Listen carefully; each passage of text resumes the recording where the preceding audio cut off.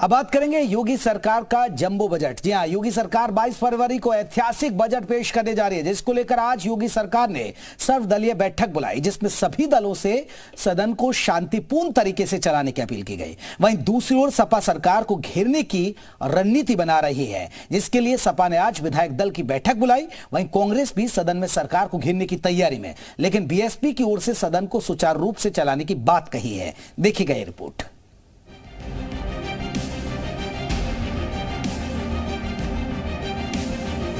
योगी सरकार सबसे बड़े प्रदेश का सबसे बड़ा बजट पेश करने जा रही है, जिसे लेकर सरकार की ओर से पूरी तैयारी की गई है। कल से विधानसभा का बजट सत्र शुरू होने जा रहा है, जिसको सुचारू रूप से चलाने के लिए आज विधानसभा में विधानसभा अध्यक्ष सतीश महाना की अध्यक्षता में सर्वदलीय बैठक हुई, जिसमें सभी दलों से सदन को शांतिपूर्ण चलाने की अपील की गई। जहां तक विपक्ष और समाजवादी पार्टी का प्रश्न है, तो उनके पास जितने सवाल हैं उससे अधिक हमारे पास जवाब हैं। अगर वह सवाल लेकर के आएंगे तो सरकार हर सवाल का जवाब देने के लिए तैयार है। सदन को सुव्यवस्थित ढंग से चलने में हम लोग अपेक्षा करेंगे कि विपक्ष मदद करेगा, जिससे प्रदेश के विकास के लिए जो काम हो रहा है उसकी जानकारी सदन के माध्यम से भी हम प्रदेश की जनता को देंगे। बीजेपी ऐतिहासिक बजट पेश करने जा रही है, जिसे लेकर वो किसी भी तरीके से सदन को शांतिपूर्ण तरीके से चलाने की कोशिश में जुटी है। लेकिन समाजवादी पार्टी बीजेपी को सदन में घेरने की तैयारियों में जुटी है।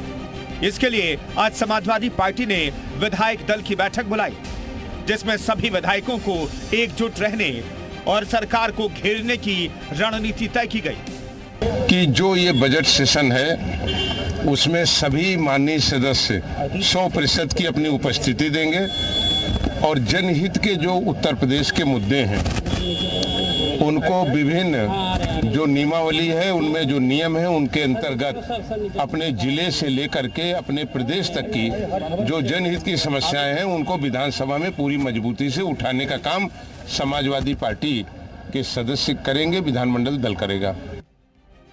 एक और सपा यूपी सरकार को सदन में घेरने को तैयार है, तो वहीं कांग्रेस भी कई मुद्दों को लेकर सरकार को घेरने की तैयारी में है।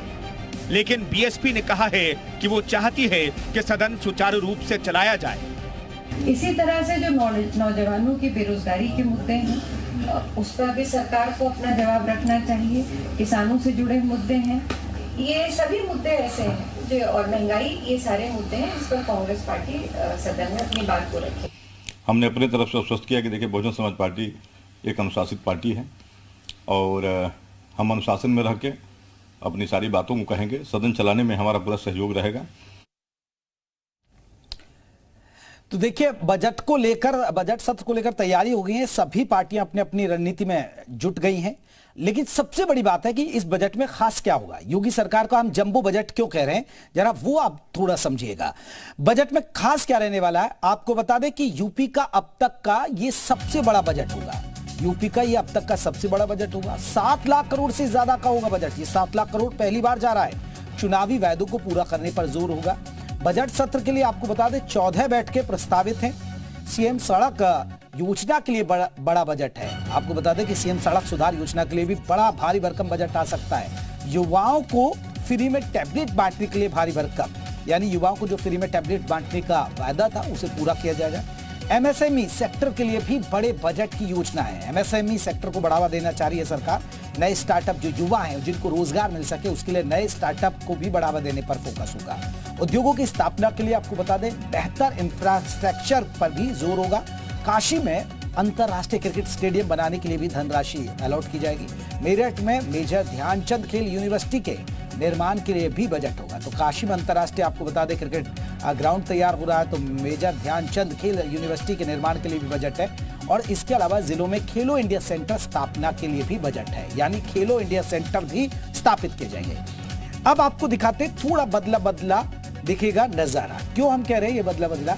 दरअसल इस बार अखिलेश शिवपाल के पास बैठे देखेंगे। पहले आपने देखा नहीं होगा, चाचा भतीजे की अनबन थी, लेकिन 22 साल बाद आजम परिवार का कोई सदस्य नहीं होगा विधानसभा के अंदर। एक सबसे बड़ी बात है, क्योंकि पहले आजम खान की सदस्यता रद्द हुई, अब उनके बेटे की भी सदस्यता रद्द हो गई है। विधानसभा संचालन की नई नियमावली पास कराई जाएगी और उसके अलावा पहली बार शनिवार को भी बैठकें होंगी। इस बजट सत्र में खास होगा कि शनिवार को भी सदन चलेगा।